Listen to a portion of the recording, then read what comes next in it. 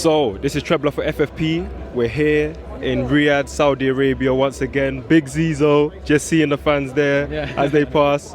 Bro, just walk right through. Of all the places, bro, it's crazy.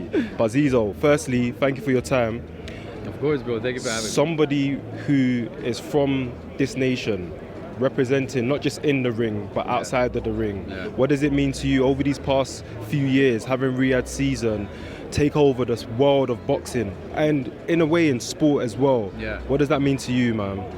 You know what, I was just saying a few days ago that I could have never imagined as a kid that not only that Canelo would be in Saudi Arabia, but I never imagined as a kid that one day I'd be walking into a gym, a boxing gym, you know, let alone have a boxing gym in Saudi Arabia, but walking into a boxing gym in Saudi Arabia and seeing Canelo there. I walked into the Mike Tyson gym, you know, today, yesterday, the day before, just a regular day, 2, 3 p.m. I'm walking in and Canelo. Was you there to train? Yeah. And I was there just a normal day in my life. I'm just going there to train. But Canelo's there training. And all of a sudden, I'm just there watching for 2 hours. Then I do my 2 hours, you know? So I never imagined that to happen. But you know what I say is, Canelo is the face of boxing. He meets a place that is the face of boxing. You know, Canelo is the second face of boxing. The first one is His Excellency Turki Al-Sheikh right now. That, I truly believe that. I believe that too. I truly believe you know, that. And it's not just us. You look down in the comments, he's the man. He's the face of boxing, to be honest right now. So Canelo, the fighter face of boxing, you know, and then His Excellency, I like to call it the godfather of us all to boxing. I like that. I like exactly. But meets a place in Saudi Arabia, in the Kingdom of Saudi Arabia, which is the face of boxing today too. Who doesn't want to come to Saudi Arabia? Who doesn't want to fight in Saudi Arabia? And who doesn't want to come now see the fights in Saudi Arabia? So that's what I'm really happy about. My inner child is happy about. Come on, in the presence of greatness, and that's because you dared to be great. Had you have you not stepped out, taken that journey? I remember speaking to you a few months ago, and when you told me about what inspired you to become a boxer, and your dad giving you that inspiration and that chance to go out, and he asked you. I remember you said it. You know, your dad was like, "Okay, prove it to me." Prove it to me. Yeah, outside of the ring. Outside of the ring. Outside of the ring. You know, I told him. He said, "Do you really want to box?" I said, yeah, of course I really want to box, because you know what, I was talking to a Saudi father, an Arab father, a Saudi Arabian father who has never seen any success come from boxing. He's never seen any local success come from the sport of boxing. So I really was talking to someone, introducing him to a whole new world of, this is why you should trust me to be in the sport. So the only thing he knew about it was that it's a combat sport. Nobody's ever done it before. So if you want to do it, then you have to prove it to me. He didn't know anything about it inside of the ring, so he said outside of the ring. And I said, what do you mean? He said, what time do you sleep? What time do you wake up? Who do you go out with? Where do you go out? What time do you come back home? When you go out? And even, you know what? Do you even go out? So it's like here, the last day of the week is a Thursday, and we start working on a Sunday. So when Thursday comes, the last day of the week, are you going out with your friends, you know, in middle school, high school, or are you going to train that day that nobody usually goes? Are you there in that gym? So that's what I had to prove to my dad every day. And you know what? On that note, actually, I want to send a message to the world right now. Everybody's always talking about the sport of boxing in Saudi Arabia, the attendance in Saudi Arabia, and how the arenas, you know, we could fill them up better internationally, or we could fill them up better in the UK or in the US.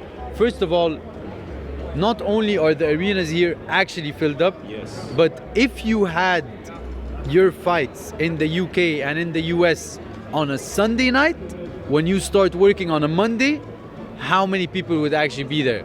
So totally different landscape. So for the people who don't know, we start the week here on a Sunday, and we end it on a Thursday, whilst other countries, they end the week on a Friday and start on a Monday. So we have to stay up till 3, 4 a.m. The fights here, we do it for the timing of the UK, we do it for the timing of the US, we still attend. It's still not fill easy, the Zizo. I've been here Exactly. and I know exactly what you're saying from a first-person perspective. So imagine they finish the event, they sleep 1 hour, 2 hours, and they have to go to work the next day. Such They work still ethic. do it, and they still do it. So I just want people to know that we still show up while the next day is a work day. So one day when we have a fight here on a Friday, watch what happens. You know, Zizo, I want to take your mind back to November at Latino night. And just you speaking about your father and just how passionate you are when you speak about the opportunity that he gave you and the way that you proved him right and yourself right. In November, I saw tears coming down your face. I witnessed that. But you had the crowd up in awe of just the passion. It was a draw, but for you, it was like a loss. That 100%. I've never witnessed passion like that.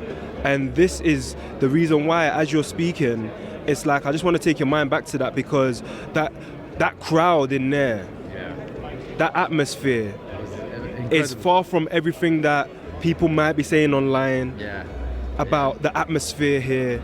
Is phenomenal. And performances like what you gave are what drew us all together, you know. That's true. And just to see your passion and the tears that day, it's like, what do you now hope will now, I guess, happen going forward, you know, with you stepping back into that ring, representing the country, seeing the growth, witnessing the growth, being a part of that yourself.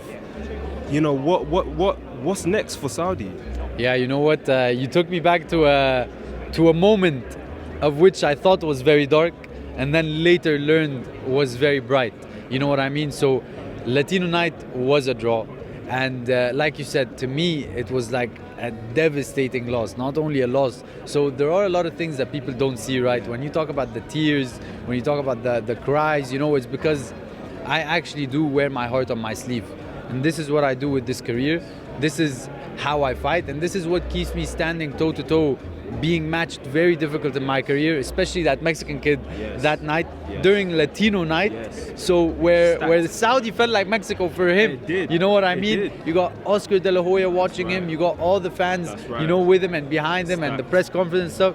But I love that though. I love that. I always say, even though my management is sometimes against it, but sometimes I get to ask for the tougher matchups, because I would rather go through 2 months of training camp, given, by the way, I only had 3 amateur fights. So for the people who don't know, so I had 3 amateur fights after I fought my first fight on the AJ Usyk undercard. I finished that fight by a first round knockout. And Amazing. I only say that because I haven't gotten a knockout since, but listen to this. After I got the knockout, after my debut fight, Coach Buddy McGirt took me in the locker room. He said, "How'd that feel?" I said, "Amazing." He said, "You like that knockout?" I was like, "Yeah." He's like, "Well, I want you to have that feeling and keep it, because that's the last knockout you'll have in some time." I was like, "What do you mean?" He's like, "You don't have the rounds. You need the rounds. You need that experience." He said, "I want you to be ready for your next 10, even 15 fights. They're all going to be just rounds and rounds and rounds." He said, "If you hurt him, don't finish him." He told me that. I fought on the undercard of Usyk Dubois in Poland. I had my opponent hurt in the first round. And then in the corner, the commentators are talking about it. He's like, "Don't finish him. Don't finish him. Don't finish him." Because I need the rounds. I've only had 3 amateur fights. So when I stand toe to toe with the Mexican on Latino night, on that night, a draw felt so devastating. But look, you talked about the atmosphere, and that's what I talked about later that night.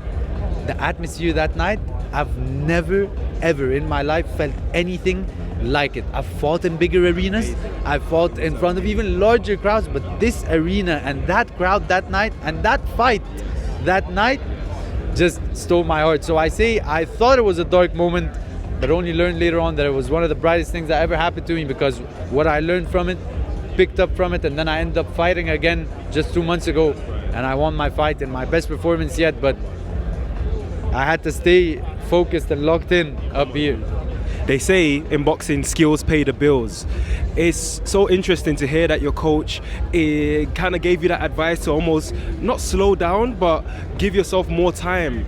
but that natural ability is what got you to hurt your opponent so early into those rounds. Like, you know, how do you exercise that discipline to be able to, you know, not get him out of there and finish the job? So look, everybody's always calling for the knockout, especially early on in a fighter's career, especially in a career like mine where I'm the first Saudi fighter, or you know, the hype is around me, I'm being put on the big cards, but I've had no amateur experience, but they want the knockouts straight away.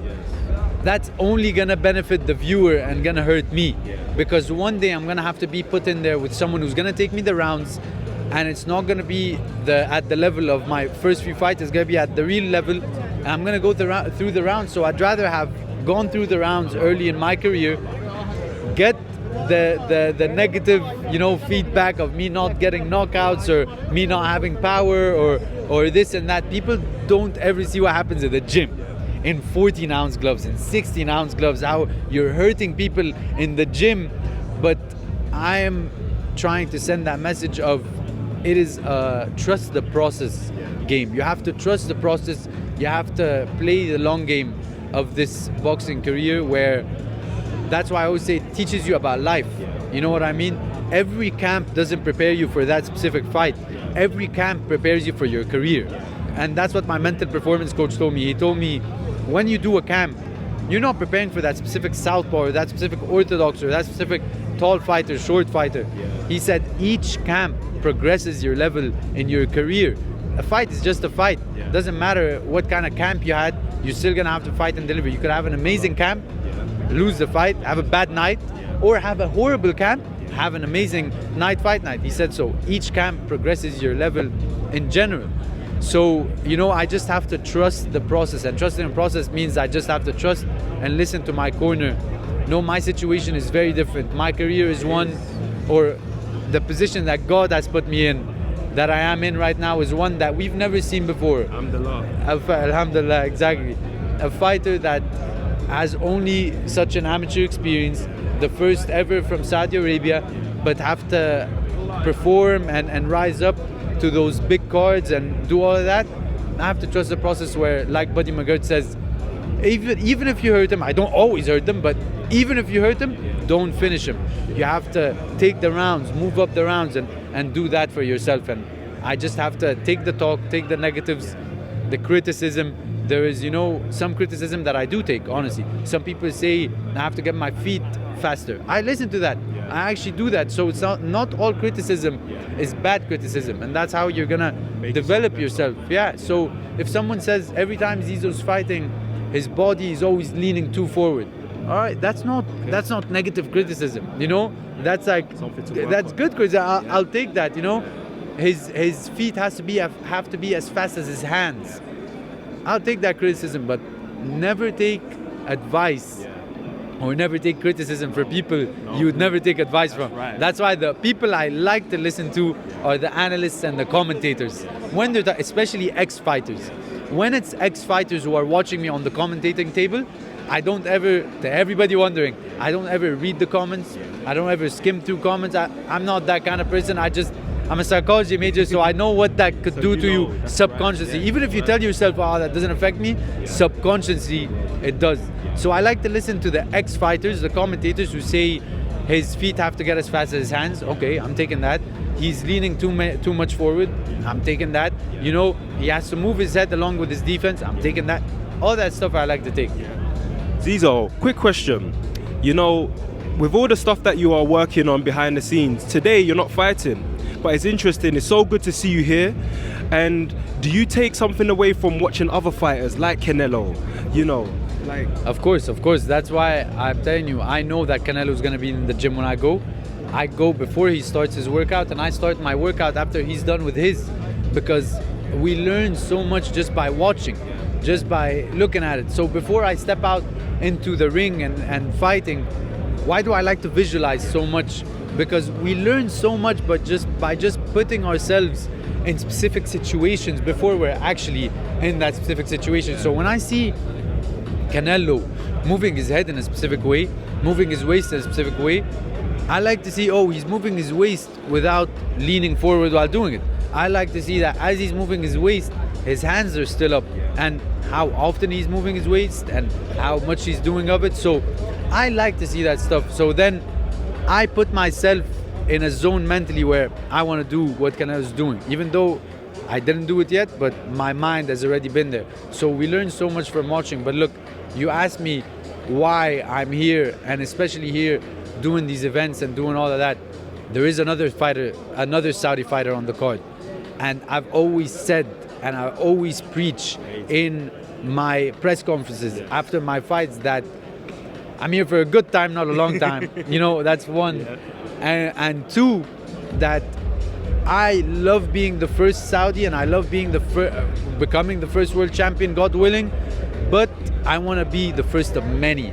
So when I see another Saudi fighter on the card, I was in LA. I came back, I traveled back just to be here and present to support him.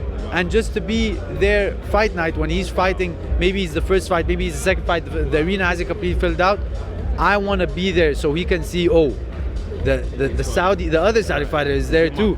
You know, he's in my corner, he's there supporting me and stuff. So then that little stuff, I don't think people understand, but that little stuff takes someone a long way. You know what? That's amazing, Zizo, and credit to you. The reason why I asked about you even watching the likes of Canelo is because at this present moment in time, the history that you are now creating through your career, through everything you're doing, you don't know who's watching you. So this was my next point. You know, I was gonna say, what is your advice and your, I guess that bit of inspiration that you want to give the next generation who are going to be coming after you, Zizo, here in Saudi, right? What do you want to say to them right now? For them, those that are watching you and seeing your journey and seeing the things that you're doing, not just in the ring, but also outside of the ring, taking inspiration for the likes of Canelo. You know what? I always say, and I want to preach one thing very important. I send a message and say, never sacrifice who you are on the road to who you're going to become.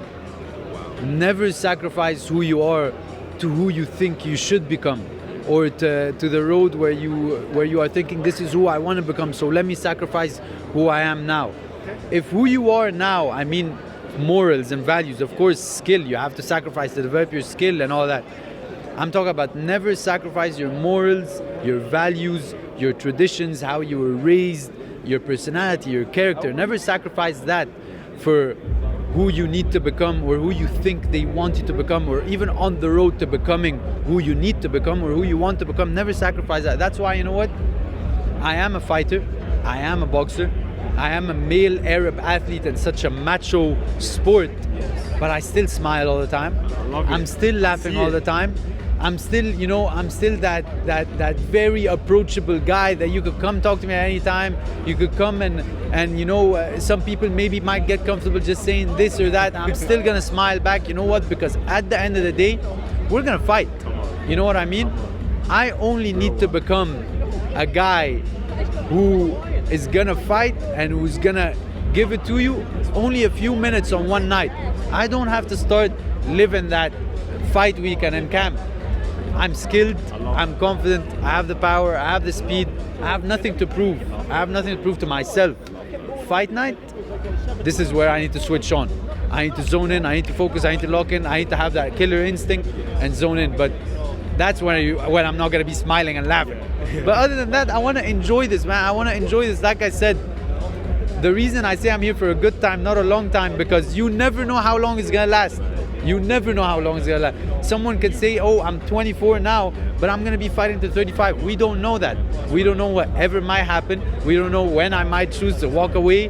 You know, you never know. So every single day I live like it's the last day. And that's why I always say, I'm here for a good time, not a long time. That's how I like to live my life. Make sure, guys, you cherish this guy. This guy is a real one. You're a real one. My man, my bro. Thank you so much for your time. I look up to the likes of you. Oh, come on, bro. Listen, it's likewise. You know, since I've been here in Saudi, not just the fighters, but also the people outside of the, you know, this arena here. You know, the hospitality, the camaraderie. You know, you said something about not losing yourself to, you know, where we want to be. And actually, that's the champion mindset. It's not just about, you know, what you achieve here, but how you take that on further on in life. And I'm telling you, just from being here, and like I said, being in somebody who had the privilege of being in the arena, even during your draw, like I had chills. I had literally hair standing up because it was just inspiring. It's almost like you had won a whole championship. Yeah, it was, to be honest. You know, the Saudi people that night, I'll never forget it. I'll never forget it. What the Saudis did for me that night, and how they were in that arena packed. I was the first fight that night.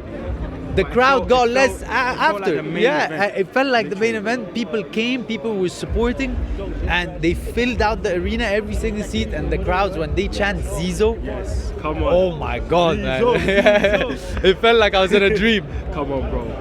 Keep making your father proud. Keep making the nation proud. And we are here supporting you. Before I let you go, bro, because I know you're only here for a good time and not a long time. and I understand there's other people that want to speak to you tonight. What are your predictions on this fight card? You know, there's some big fights. Which one are you most looking forward to? But also touch on Canelo and what you think might happen in that fight on Saturday night. So I love the Ajagba and Bakoli fight.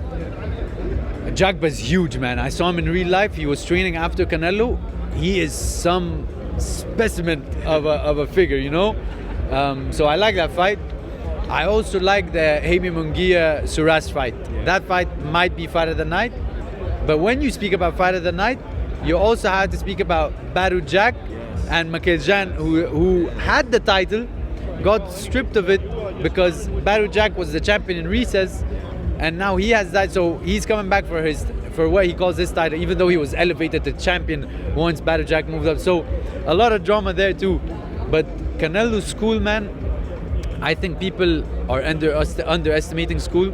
Every single time we kept speaking about other fights before the fight that's in question happened, we've seen some weird stuff.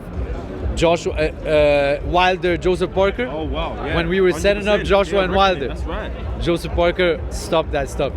Ajit Kabayel with every single heavyweight maybe that we were setting up. Oh, after Zhang fights Kabayel, he will fight Usyk for the championship. Kabayel said no to that. You know, so Canelo's Scull. I think we're in for a hot one. Yeah, definitely. Thank you so much, Zizo. When can we next see you in the ring? I'll leave that up to His Excellency. He's gonna announce that one. You know I can't talk about that. Much love. We're here supporting you, my bro. As always, big love. Thank you so much for your time.